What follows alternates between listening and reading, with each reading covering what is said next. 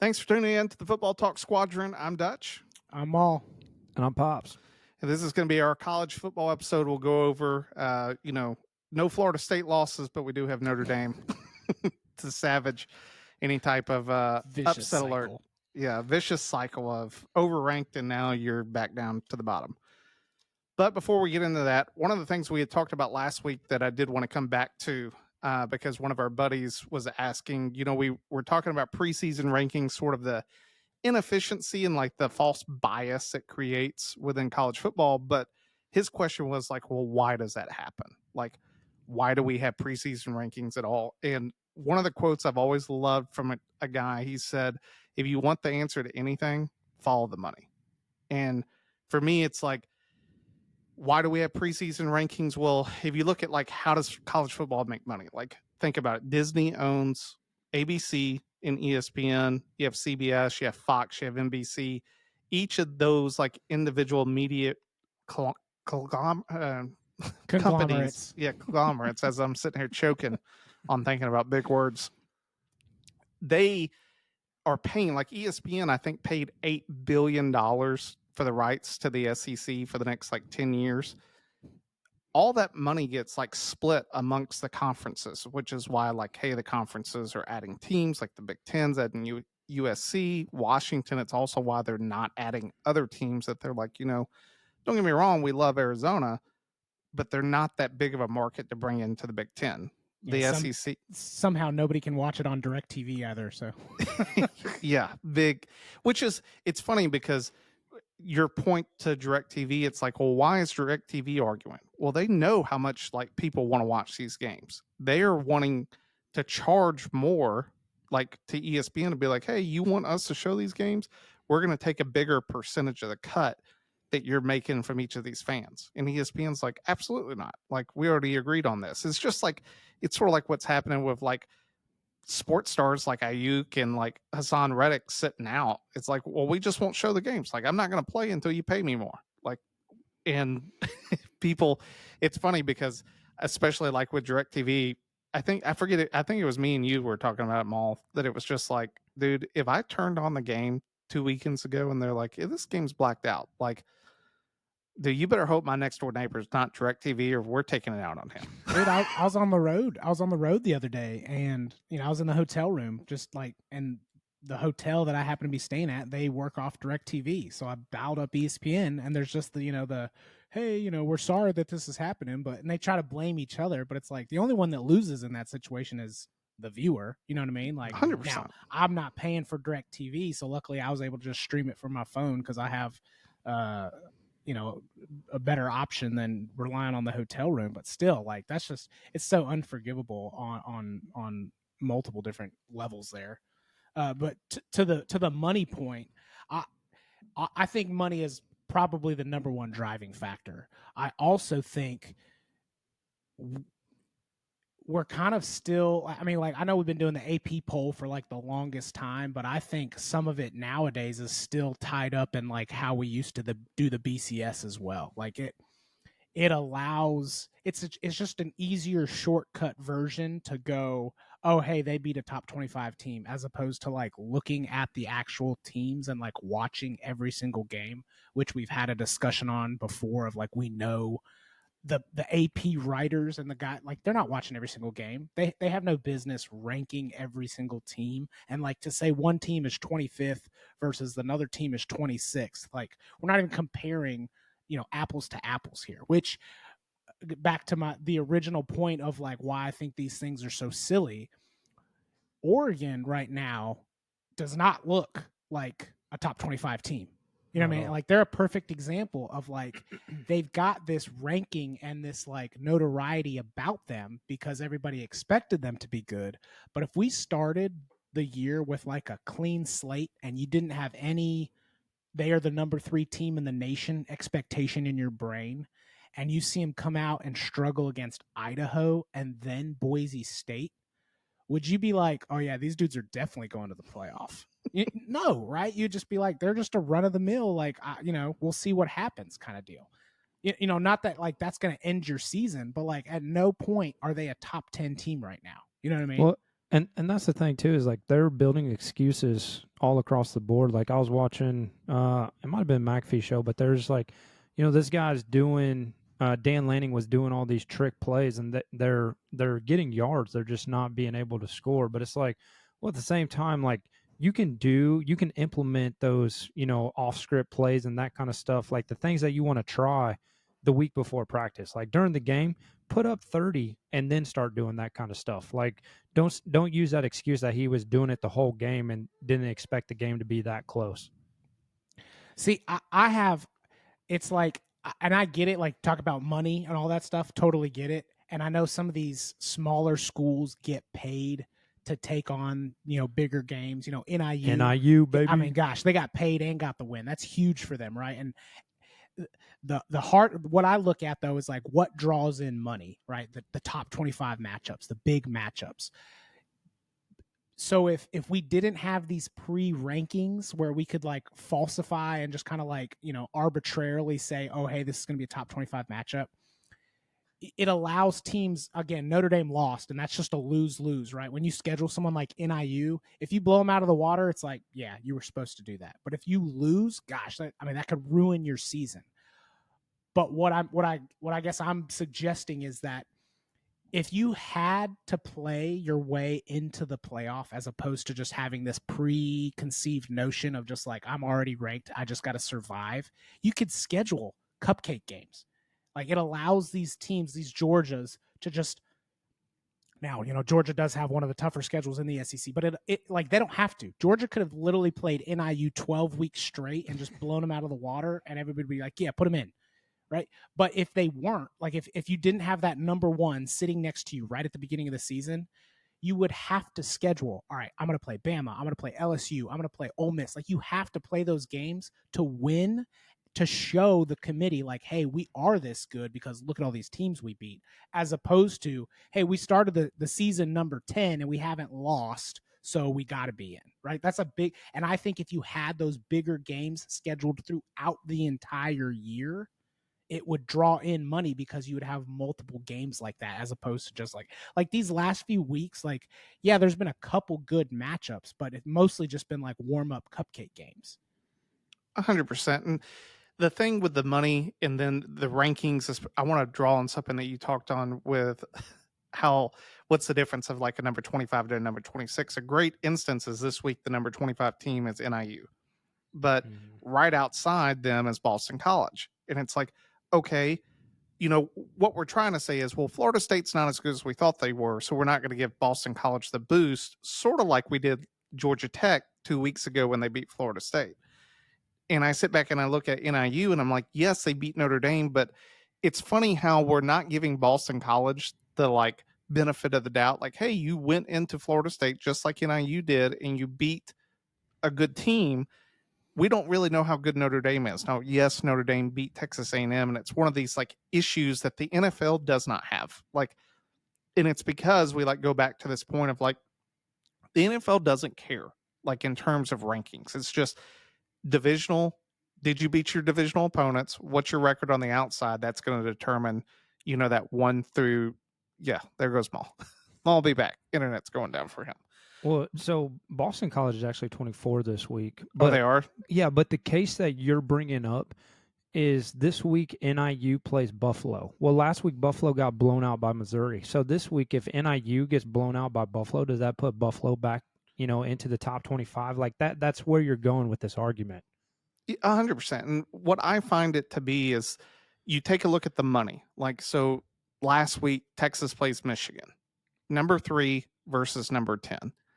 I think all of us after the Fresno State game would have said, I don't know if Michigan's a top 10 team. For sure. Now, why are they ranked 10? Well, 1, it's Michigan. 2, they're defending national champions. So there's like some bias in there. But after they lose, like you sort of sit back and it's like there's 2 straight weeks, like one against Fresno State where they really didn't look good. Second week, they get absolutely slaughtered by Texas at home, really bad loss. still a top 25 team. I sort of, and this is like the difficult part with college. Like, I sort of understand. My dad always says this, and I really like it. There's about 5 teams in college football every year that you're like, these are the top 5 teams. And sometimes there may be less than that, but really there's only 5. Everything else is just sort of a wash. And for me, that's very much like the NFL. Like, there's always like 1 or 2 teams from each division that you're like, this is the team that we're going to have to watch out for. And then you have the Panthers outside of that. Like, they're not that benefit. But the reason that you're sitting there and you're looking at these matchups is like, it draws viewership. It draws, at the end of the day, you're sort of stuck. Unlike, YouTube TV, they're doing a good thing, especially with Sunday Ticket, that you have multi-view. But a lot of times, like, you sort of think about a household, it's like, I only get to watch one game at noon. Which one's it going to be? And so top 25 polls help that. It's like, now it's funny because in our text message thread, I found that I was like on Toy Story clicking through channels to get back to the games, because it was like, I was watching the Texas-Michigan game. But then you're sending me a text like, yo, dog, I think NIU may beat Notre Dame. And it's like, oh, here we go. Like, you got to flip over and it draws your attention. But or like Arkansas about to beat Oklahoma State, Yeah, 100%. Like, there was those games in the early part that you're wanting to watch. Why? Because it's supposed to be the good game. Like, this is the top 25 matchup. So yeah, it's sort of this cynical, self-licking ice cream cone, because it's like, in some sense, you're going to have top 25 in order to create like watchability. But at the same time, you start looking at, especially after the top 10, you're like, why are these teams ranked? Well, it's sort of to provide, like, for Notre Dame, if NIU wins out, it's like, oh, well, NIU was a top 25 team, so it's a good loss. Like, it helps Notre Dame for NIU to be ranked this week. You sit back and you look at other clauses and you're like, well, what about Clemson? Like, Clemson gets, I'm not trying to argue for Clemson's sake. Clemson gets absolutely, godsmacked by Georgia.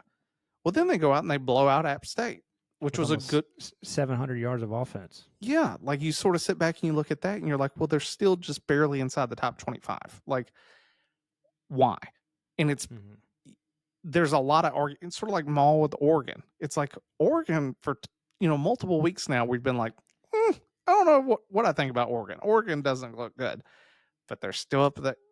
They haven't fallen down to like below, out of the top 15, because it's, they don't want to do that, because then it creates less of an emphasis when they play Ohio State here in a few weeks.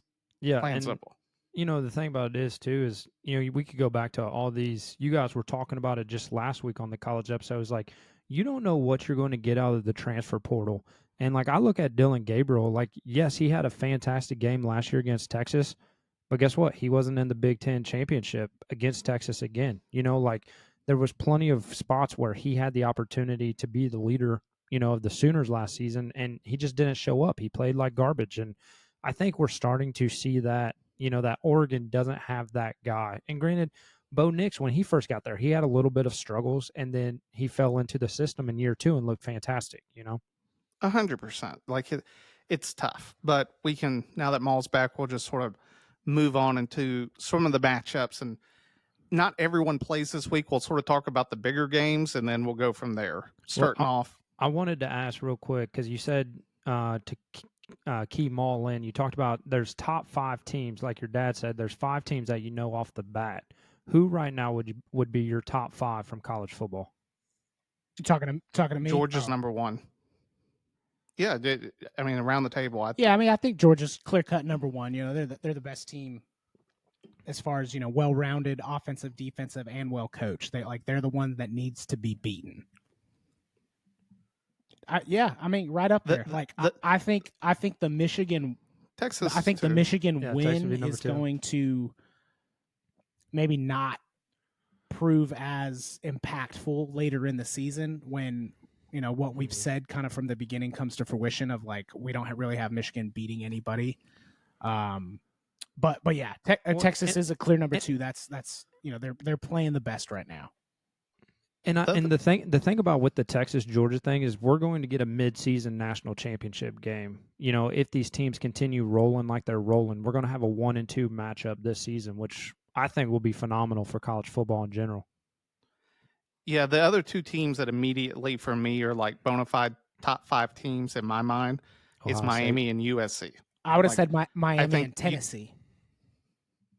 It will.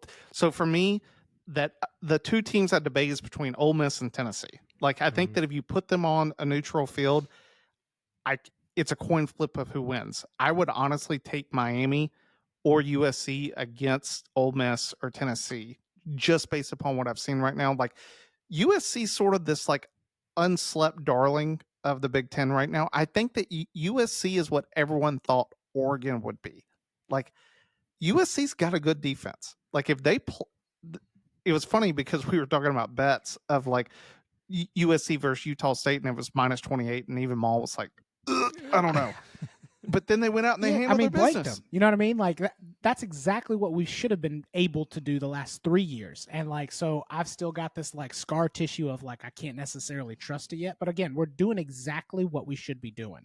You know, LSU was a huge win for USC, and not that Utah State was really anything, but it was just the fact that like, hey, when you got this cupcake on your schedule, you absolutely show up and handle it, unlike Notre Dame, unlike Oregon, unlike Ohio State. Like there hasn't, it doesn't really help you a whole lot, but it's like, all right, yeah, they did what they should have done. And like through 2 weeks, really 2.5 if you count week 0, there's been multiple top 25 teams who haven't even been able to do that. So, you know, it does bode well for us.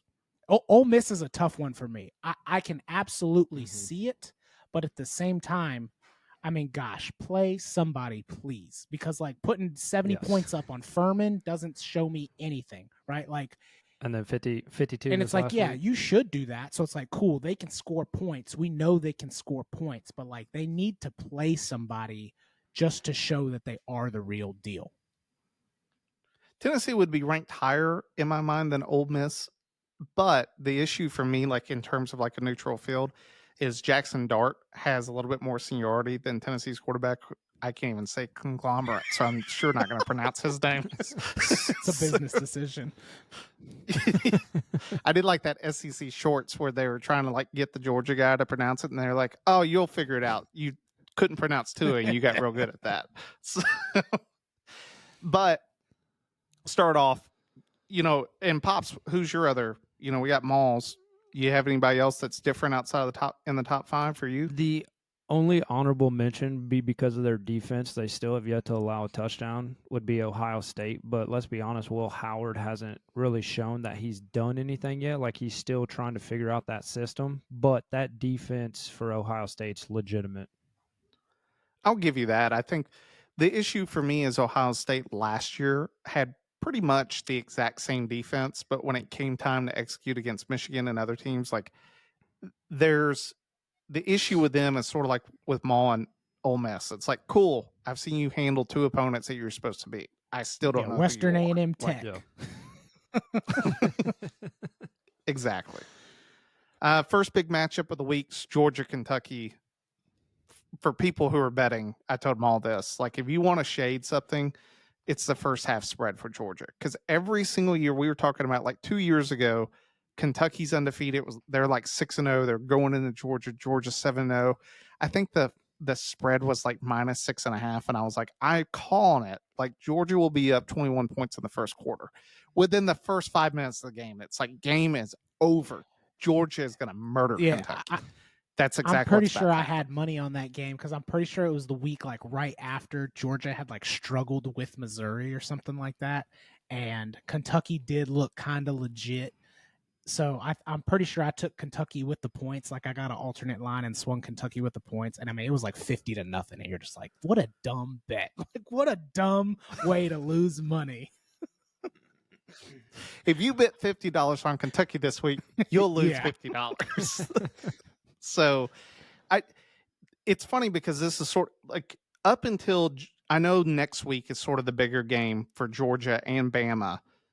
Georgia, I don't think will look ahead. Georgia will handle their business versus Kentucky really well.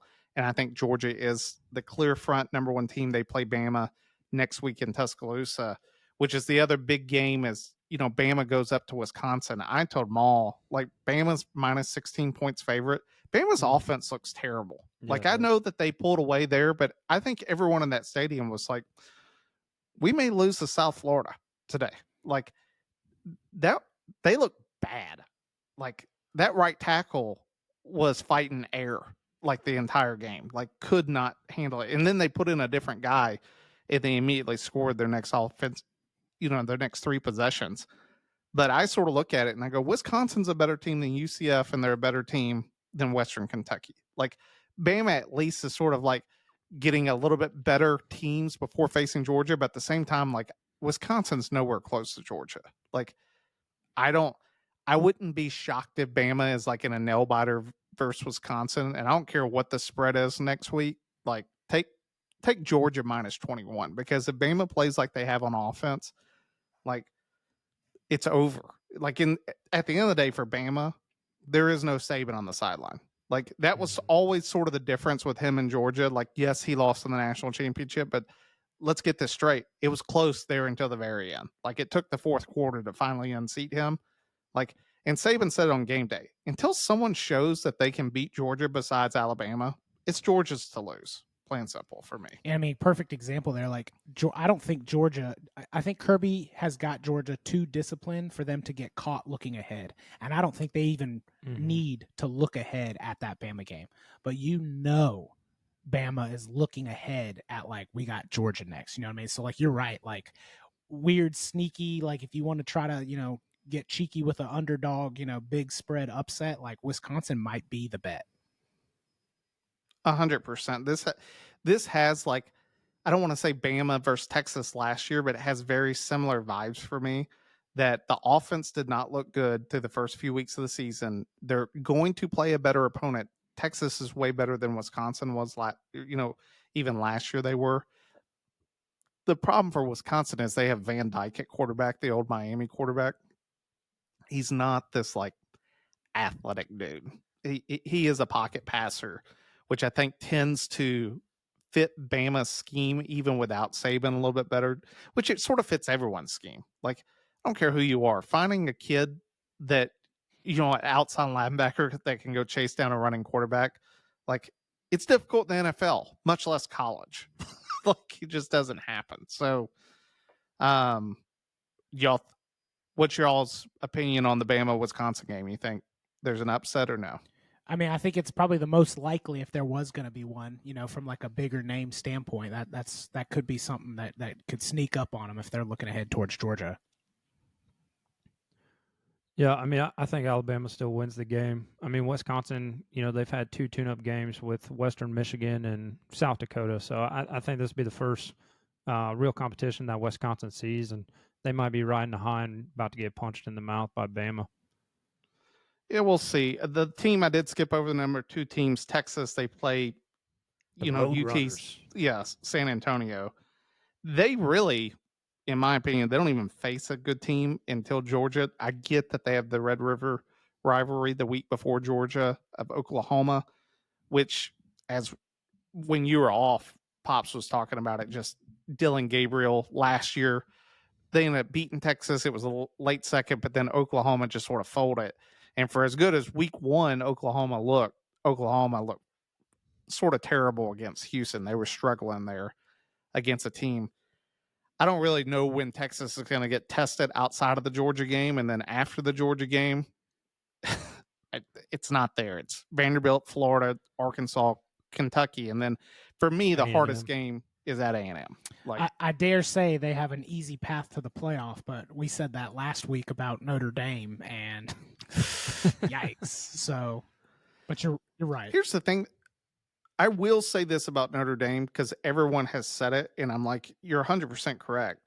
It did not knock them out of the playoffs. Like, as crazy as it sounds, and it's mainly, I get it if there's a bunch of one-loss teams. Like, if you sit back and you're like, well, Texas only lost to Georgia, even if they lose to them twice, like once at home and once in the SEC championship, and you have Ole Miss or Tennessee or someone else just sitting there with one loss who didn't make it in, like Notre Dame's out. Like, sorry, you lost to NIU. But if they're sitting there with their only loss to NIU and they beat USC at the end of the season, like Notre Dame still controls their own destiny, especially since they don't play in a conference championship. Like, you win out, there's no threat of getting another loss. Like, you're in. So it's tough for me, as much as I want to sit back and be like, Notre Dame's been eliminated from the playoffs. Like, with 12 teams, this is exactly what we talked about. Like, at the end of the season, we're going to be having this debates of like, well, whose loss is worse? You know, Notre Dame versus NIU, or, you know, Bama against LSU or something. Like, and the funny thing is we'll actually debate it. Yeah, Like, I feel like it's been 3 weeks, and every week I've gone back and forth, and like Notre Dame not playing in conference hurts them, and then like the next week I'm like, hey, not playing in a conference actually might benefit them when it comes down to like, yeah, they're not going to get a top 4 spot. We know that, but they're also not exposing themselves to an extra week or an extra game, and they're probably going to get in anyway. 100%. Ohio State's on a bye this week. Ole Miss plays Wake Forest. Mizzou plays Boston College, which may be the sneaky sort of finally figure out if Mizzou looks like they did last year. Now, the only reason I say that, I think me and you talked about it, Maul. Dude, that Boston College quarterback can fly. Like, he may not have been the most accurate in that game, but when you have legs like that, dude, it challenges a defense. Like, and ultimately, last year with Mizzou, that was sort of their undoing, is their defense really couldn't come to the bear against Georgia and other teams, which is why they didn't make it last year, couldn't upset Georgia.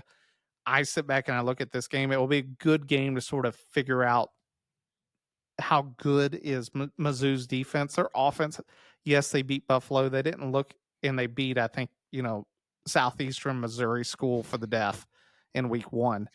So there's not a whole lot of bias. And then Wake Forest against Ole Miss, like, I'd take Ole Miss with the points because they haven't been tested. Yeah, this Boston College game is, again, it's kind of the whole like, is Boston College really number 24? Like, why are we ranking Boston College? Because they beat Florida State. And at the time, Florida State was still 10, even though they had already lost to Georgia Tech, right? So, like, don't get me wrong, Boston College was good in that game, but it's like, after the fact, you look at it, it's like, well, yeah, because they played Florida State. Everybody looked good against Florida State. Everybody who's played Florida State has looked good, right? Like, so this is one of those where I think it's like, hey, we're hyping this up to be like a top 25 matchup. And when Missouri goes out and blows them out of the water, you're going to be like, oh, yeah, it was Boston College. You know, like, I don't know if Boston College has been relevant since Matt Ryan. So you ain't wrong. Well, and Dutch is going to get to put his plug in on Bill O'Brien just being god awful, you know. But right now, they threw up 60 last week against, you know, their tune-up game against DeCoin. Like, we get the chance to see if there's any hope left for Bill O'Brien. We know he wasn't a good SEC offense coordinator. He wasn't good with the Patriots. Like, we've seen him move around the league, get fired from the Texans, so on and so forth. Like, maybe this might be his new lane is ACC football. Who knows? But, you know, this might be his cap. And I think Missouri, we get that test this week. The only thing I thought about Bill O'Brien last week was someone get that man a new shirt because that dude was sweating. So, I was like, is it raining? No, he's just like, oh, please let us just win this game. My man was fighting for his life on the sideline. Another really good sneaky game is because it's 16.5. They're not really giving him a chance, but based upon how Oregon's played, like Oregon State, it's just one of those, it's a rivalry game. Just Maul called it last week with Iowa and Iowa State. Like, Iowa ends up losing there at the end. It's like stuff just happens. And I know that Maul hates Oregon State because of the demons that happen up there, especially at a night game. I don't think it's a night game. I'll take a look. 3:30, so it's going to be in the middle of the day for Oregon people. Is that at Oregon or at Oregon State? It's in Corvallis, so it's Oregon State. Demons could occur. You know, the game will end right at about nightfall. So if it's close, that's the thing that, like, Boise just couldn't capitalize last week. Same with Idaho. Like, it's the key to beating Oregon is you can't let them pull away in the first and second quarter. Because if they can just use sort of like what Pops was talking about, throw the ball, get ahead, then it opens up their playbook a little bit more to run out time, and it's just tough. But when that game's close, I guarantee you after 2 weeks of struggling, if Oregon State's there in the end, like, wouldn't be shocked to see an upset, because I think next week, if I'm not, let me double check before I just spew this out. I believe they play Ohio State next. No, they play UCLA. Oh, no, Or they sorry, don't. UCLA. Yeah, they don't play Ohio State until October 12th. So UCLA, Michigan State, and then they get Ohio State. So they're not looking ahead, but it's a wide open game in my opinion, just based upon how poorly Oregon's played. And then you like you said, you add the rivalry game factor into it. Like, yeah, anything can happen. The other game that I'm sort of surprised about with a spread, me and you were talking about earlier, Maul, is LSU's -7 against South Carolina. I get that they have to go to South Carolina. I can't. The Matt Mitchell, that's all I can see. Anytime someone brings up South Carolina, it's him with those pit vipers guy, on. Yeah. Yeah. And he's like, it's swagger football. This is where football lives. And everyone's just like, no, it's not. Which is, his episode this week was funny because the number one team in the SEC based upon conference wins is South Carolina this week, because they beat Kentucky and no one else has played a SEC game. So he was like, I'm leading the meeting. So, which is funny because, dude, that skit gets me laughing, because I didn't know if they were going to talk about it again. And then when they did it for the SEC shorts, when Vanderbilt, they were like, is anyone got a good offense? Then Vanderbilt came scrolling by again. I was just like, dude, it's just what Maul talked about. Like, Vanderbilt, are they a good SEC school, like, for football? Absolutely not. But when Vanderbilt's winning, you're like, yeah, we have Vanderbilt and they're winning football games. Like, this is the conference to beat. Yeah, like you said, the line is confusing. I feel like they're riding high on South Carolina because of how bad they made Kentucky look. Mm-hmm. But you also think, like, they kind of struggled with Old Dominion the week prior to that. So I don't know if, I think we're riding off of last week's, like, hey, we're back kind of South Carolina vibes. And then with LSU, I also don't think they're giving them enough credit. Like, yeah, they're 1-1, but that one loss was a really good played game against USC that they just happened to lose to. And then they didn't look amazing last week against Nicholls State. If you kind of just look at the box score, you're like, probably should have beat them by more than that. But at the same time, like, I just think this one, I think Vegas got wrong. I think, like, LSU is a far superior team than South Carolina is, and I mean, we'll see what happens. But I do think that this one is one that Vegas got wrong from the line standpoint.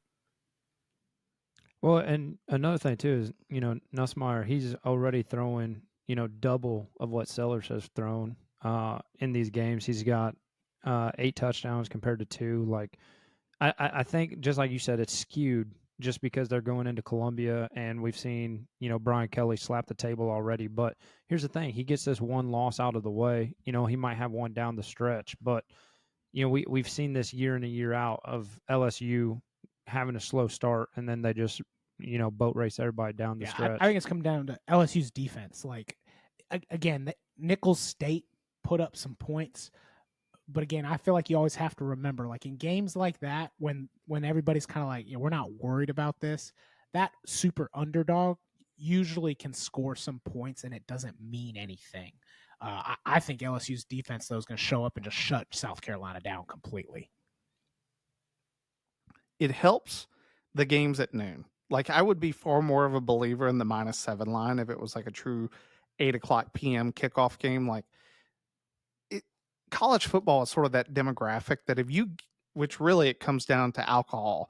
If you give fans the time in the day to get drunk, then that night game's a lot more lit, just because people are rowdy. Like, they're fighting their own fans in the stadium. They're like Oakland Raider fans at night. Like, you just know that the stadium's going to be a lot more hostile because fans have had the whole day to hype it up. But when it's a noon o'clock game, it's like, dude, some people just woke up. Like, it's not as intense.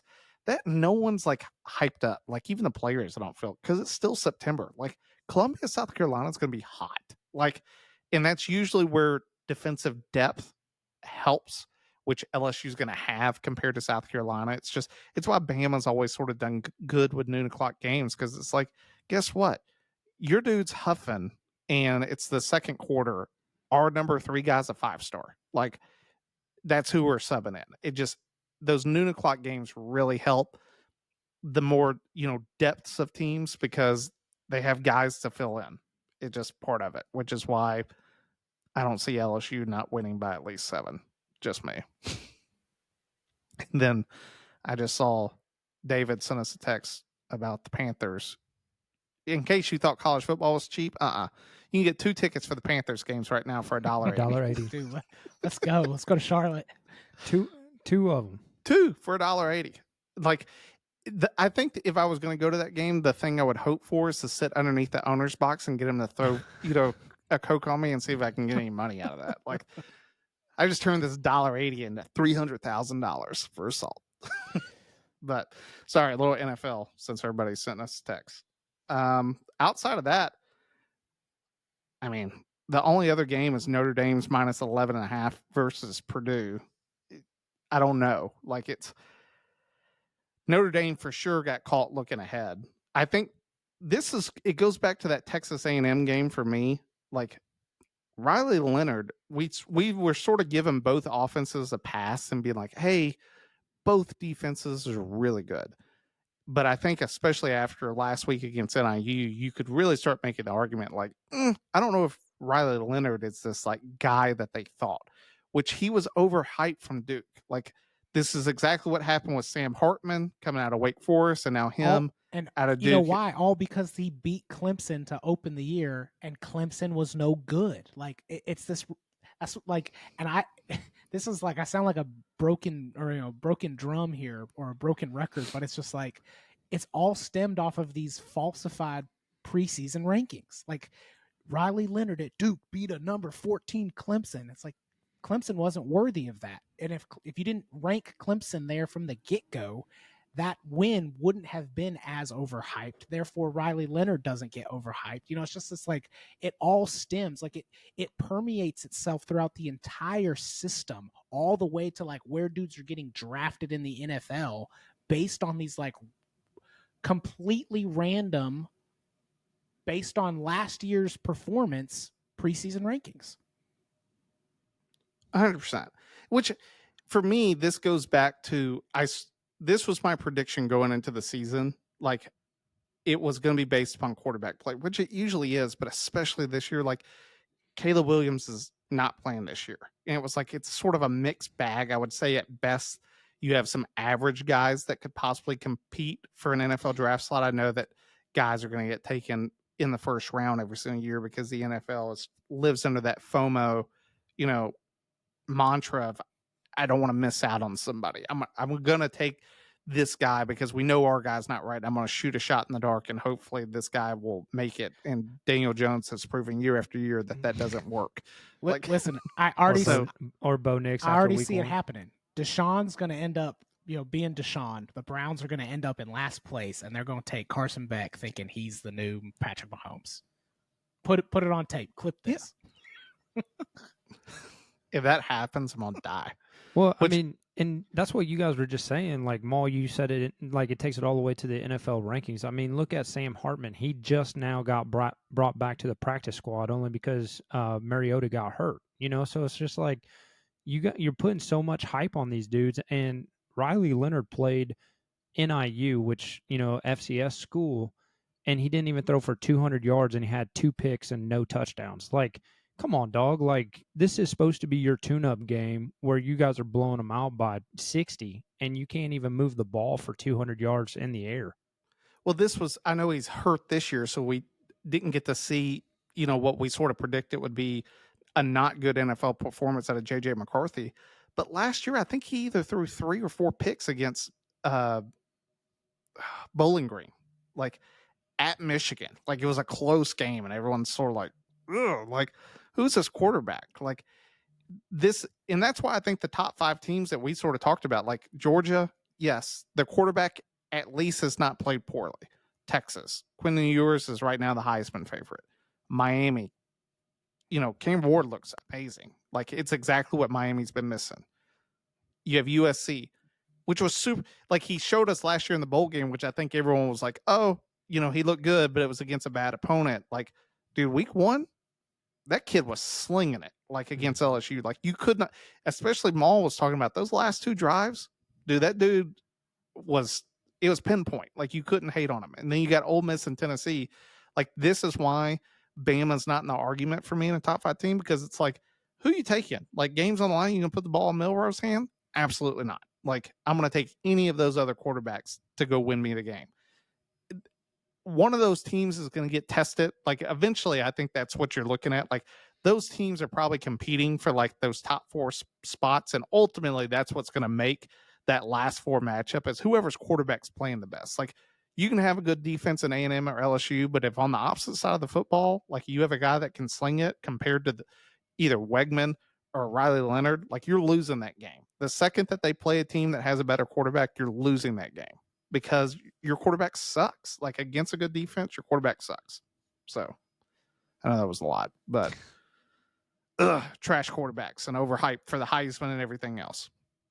That's the big things that I took away. A lot of teams are on buys. What Did else we talk you guys about got? Oklahoma Tulane? That might be a sneaky upset game. I mean, I took Tulane to upset Kansas State last week, and I don't know if y'all watched the game. They were winning most of the game.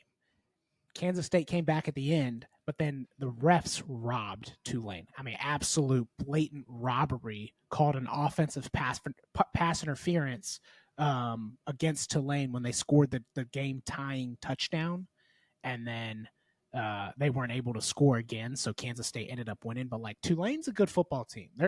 They're not like anything special, but like they're okay. They're a pretty good football team, and Oklahoma is not. Like they look weak, and if they sleep on Tulane's gonna is gonna surprise them.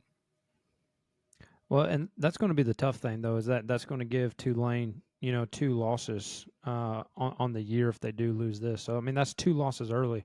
But, I mean, obviously they have the ability to run the table down the line, because I think maybe the next challenging people that they play is Navy or Memphis at the end of the season. So, they lost to Kansas State last weekend, and now if they lose to Oklahoma, like – it will be tough for them, because I've got them as my number 12 making the playoffs, and it's just like, man, is this going down the drain? But I agree. I think Oklahoma's having some identity struggles, and we've said it. Like Venables has had a decent defense, but he's never had the pieces of the puzzle on offense, and I mean it's still continuing to show.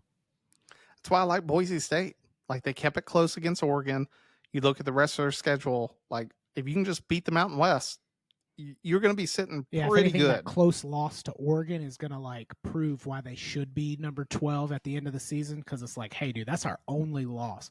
Now, Oregon needs to show up, right? If Oregon keeps just like, I was going to say, if they end up out of the top that's 25. going to look bad for Boise State. But at this point, I don't really see that happening. So I do think that's going to work in Boise State's favor, because I got Boise State as 12 as well. Yeah, so we'll see. I agree with you, though, Maul, that Oklahoma, it's one of those ones. It's funny because, especially after we've been doing these picks, especially me and you for as long as we have, like last week, I wanted to pick all favorites. And it's like, I know from history that does not work out well. Mm-hmm. There's always one, and sometimes there's 2. Like, I almost got it with the Arkansas over Oklahoma State, but then Arkansas turned out to be exactly who we thought they were in the fourth quarter. And I'm just sitting there like, God, like at least I had them cover. But by yards right now, Arkansas has got the number 2 offense in the whole that's because they played Arkansas Pine Bluff the week 1. Hey, that don't matter. They put up 70.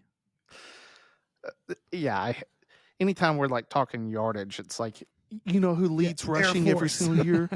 Yeah, Air Force. You know who they lost to? San Jose. Like, dude, it was funny because our buddy, we were talking about Air Force. He's like, "Oh, you talked about Service Academy." And it's like, yeah, like in any time you do, it's usually not a good thing. Like, yes, they lead the NCAA in rushing. It's like that's all they know how to do. Like when they throw a pass, people in the stands are like, "What just happened? Did you see that?" It's like the first time that the pass was invented at a Service Academy. Like, God, they're just. they lose games because they can't throw. Like if you want to tune in to watch a fullback dive on 3rd and 8, the service academies have you. It's like that's they their lead the niche. nation in rushing, but they also lead the nation in blowing undefeated seasons to 2-10 teams. Dude, for real. Which them, yeah, I can go a whole diatribe about that, but I'm not going to. You can't say conglomerate, but diatribe. I know. Dude, I even practiced it in the car. I was like, I got this word. Nope. That's my benefit of trying to speak. The 2 games that I've got of interest that we haven't talked about is Arizona legit. I mean, they're going up against Kansas State. Kansas State struggled against Tulane, last week. And then also, what do we think of this Nebraska team? I mean, they put up 28 early and then against Colorado and then did nothing the rest of the game. I said this last week. I do think Arizona's legit, but I only say that they are legit from like being a Big 12 contender, because the Big 12 for the last, it feels like 10 years has been kind of known. Probably all the way back to like the RG3 days. Like, we're going to score 80 and then our goal is just to keep you under 70. Yeah, you know what I mean? Like, and I think Arizona is going to be great at that. So I do think they are legit from that standpoint. If we're talking like national contender or whatever, even if they win the Big 12, I just think like at some point they're going to run into a defense that stops them, and that their defense just isn't good enough to really then stop any legitimate contender at that point. For sure. Yeah, it's tough to, you sit back and we were hyped up Arizona, but then versus Montana State and then last week against Northern Arizona, like it just, did they win? Yes, they didn't pull a Notre Dame, but at no point was I like, ooh, they're off. Their defense looks good. Which going against Kansas State, if you're letting Northern Arizona put up 37 points on you, it's like it's not boding well for future weeks. Looking at that, and then, what was the other game we had? Pops. Nebraska. I like Nebraska. I think 23 is like, this is the one time where I feel like that's like a perfect ranking for somebody, because like you said, they show some promise. Like that rookie, that freshman quarterback. Yeah, like he looks good. Yeah, but he also, you can tell like he's a freshman quarterback. Like that's like a perfect ranking where like they could score points. They're just not like quite complete from a team standpoint, but I think they're going to just get better over the year, and then in seasons to come, I think they're going to be finally relevant in the conversation again. They need to improve on a lot of different aspects to really get into like to break the 20s kind of deal, and like stay there. But I mean Matt Rule, I guess one thing, like he can coach a college team. You got to give him that.